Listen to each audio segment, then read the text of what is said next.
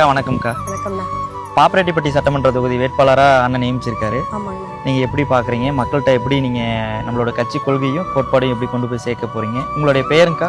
அண்ணா என் பேர் அர்ச்சனா தமிழருவி. நான் BA BEd படிச்சுன்னுக்கிறேன். நான் ஆடு மேய்க்கிற தொழில் தான் பார்க்குறேன்.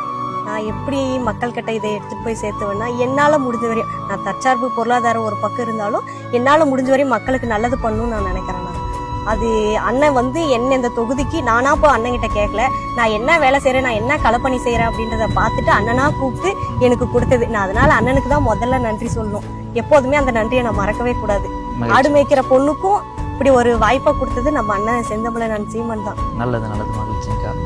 இப்போ பார்த்தீங்கன்னா உங்களுடைய